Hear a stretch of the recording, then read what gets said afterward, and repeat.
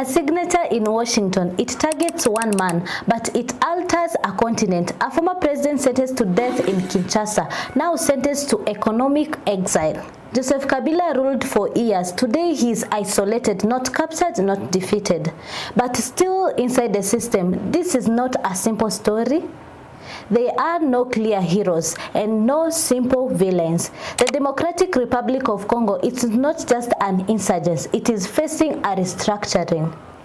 Because what is happening today is often described as a rebellion, a regional conflict, or a foreign interference. But those explanations are incomplete.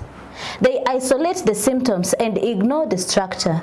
This is not one conflict. It is a multi-system colliding over the exact same state. To understand how power moves, we move step by step from facts to context to competing perspective to system-level analysis. Because without structure, clarity collapses into opinion. In late 2025, a military court in Kinshasa delivered a historic ruling. Former President Joseph Kabila sentenced to death in absentia. The charges were severe: treason, war crimes, armed insurrection. The government made a direct claim. Kabila commands the AFC and its military wing M23. Many people were killed here, destruction of the public equipment, and also the control of the public building, for example. All this for them, they are saying that it has been proven that Joseph Kabila is the one coordinating Kornainanga. Meanwhile, on the ground, reality shifted. The FC or M23 coalition expanded. Goma and Bukavu fell. Control here is not symbolic, it is operational. At the same time, a second layer of escalation. April 30, 2026, the United States government acts via the Foreign Asset Control. Sanctions are imposed on Joseph Kabila. The accusations were financial support to FC or M23, encouraging national armed defection, seeking government overthrow. Accused of supporting the M23 rebel group in the east of the country. Kabila is convicted of war crimes for decisions he made during military conflicts while he was in office. He is currently believed to be in the M23-controlled city of Goma. All his U.S. assets immediately blocked. Hours later, Kabila responded. He vehemently rejected the decision, calling the sanction unjustified and strictly politically motivated. He denies all involvement in the destabilization of Congo. His camp has drawn a line, demanding verifiable evidence and preparing legal recourses to defend his honor and his historic contribution. So now we have two realities: accused domestically, sanctioned internationally, and armed structure expanding. But at this stage, these are claims and action, not conclusions. In conflicts like this, facts exist, but meaning is contested. To understand this, we must step back. Congo is not collapsing randomly. It operates through structure. From 2001 to 2019, Kabila built a system of control across parliament, military, and intelligence. In 2019, power transferred to Felix Tshisekedi. It was not a clean break. It was a negotiable power share. This created dual power until 2021. Tshisekedi dismantled the coalition. Kabila lost formal power. But here is the rule: silence is not exit. System operates through networks, through institutional memory. This creates an individual asset, residual power. Power that does not appear publicly, but it remains functioning. At this point, a second layer becomes visible, not the conflict itself, but how it is explained. For the government in Kinshasa, the conflict is sovereignty defense, external interference, and internal betrayal. For Kabila's political camp, the narrative is political persecution and attempt to eliminate the arrival. But beneath the public narrative, the war serves another purpose. It is a political shield for the ruling elites in Kinshasa. Insecurity provides strict legal cover to suspend democratic timelines. If the war continues indefinitely, election cannot happen. The constitution becomes hostage to logistical failure. For the AFC or M23 structure, the conflict is framed as protection, a response to political exclusion. For regional actors like Rwanda, the conflict relies on security logic, border threats, and strategic depth. For global actors like Washington, the narrative is regional stability, but the analysts note a hidden signal. The US cite a specific history, Kabila's election delay in 2016. What this means is the sanctions carry a dual message, a strike against Kabila and a direct warning to Tshisekedi. His final term expires in 2028, warning against altering the constitution.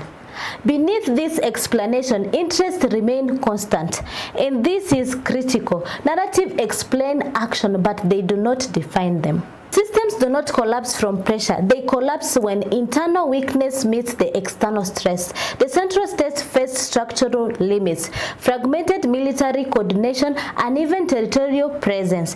Instead of full military reform, the state decentralized force. It armed local militias, rebranded as Wazalendo. But this created a second problem, paralleled armed authority. The state franchised its monopoly. At the same time, the presence of FDLR carries a heavy historical weight. But beneath the military layer, there is a deep trigger identity. In Eastern Congo, citizenship laws have shifted for decades, granting recognition then withdrawing it. If a state revokes citizenship, it revokes the right to own land. It revokes military protection. For Kinyarwanda-speaking population, this is the precursor to erasure, and it triggers two responses. In North Kivu, it is M23, an expansionist military structure. In South Kivu, it is Twigwaneho, a localized survivalist militia, fighting to protect their villages. Different capacities, identical geopolitical engines. Protection, identity, and survival. But for other Congolese communities, this mobilization is not protection, it is aggression and occupation. Two parallel truths. What this means is political belonging becomes uncertain. When belonging becomes uncertain, security becomes personal. And when security becomes personal, armed mobilization is inevitable. This is the ignition point. State weakness meets identity tension. By 2023, something changed. A political platform emerged, the Congo River Alliance, Alliance Fleuve Congo, led by Colonel Nanga, a former state insider. This provides a critical point. This is not external disruption, it is internal fracture. FC merges with M23. M23 provides military capacity. FC provides a political framework. Together they became a system. They governed territory, collected revenue, maintained order. They are not waiting for recognition. They are restoring courts, building roads, opening schools, issuing identification. Security in some areas improves, roadblocks disappeared, and slowly people begin to adapt or even begin to accept. This is not parallel power, it is government in waiting.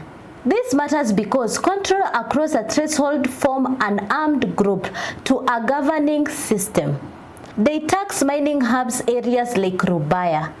What this means is the system funds itself. It does not depend on the state. It is state replacement logic. Is Kabila commanding them directly? Kinshasa says yes. They point to military intelligence and a specific name, Eric Nkuba, a top-tier FC political founder, captured in Tanzania, extradited to Kinshasa and put on national television. Kuba confessed he named Joseph Kabila, claimed he was a true architect. For Kinshasa, this is the smoking gun, the legal proof for the death sentence. But the FC leadership responds. Colonel Nanga denounced the broadcast, calling it an illegal kidnapping, followed by severe military torture. Kabila's political camp echoes this, calling the confession a fabricated script designed to give the state a legal excuse to eliminate political rivals. Direct command is difficult to verify, but residual influence is undeniable. And this is where the US asset the April 2026 sanction. This is not just diplomacy, it is a financial warfare. Because OFAC operates differently, it creates a radioactive radius. Any international bank, any global financial institution conducting business with Kabila now face severe secondary sanction. This works because of infrastructure. The United States controls access to the US dollar and ultimate leverage over SWIFT. SWIFT is the global banking messenger. If a bank violates OFAC, it loses access to SWIFT. It loses global trading ability. What this means is the global financial system itself is weaponized to talk logistics. Proximity becomes liability. Loyalty becomes financially fatal.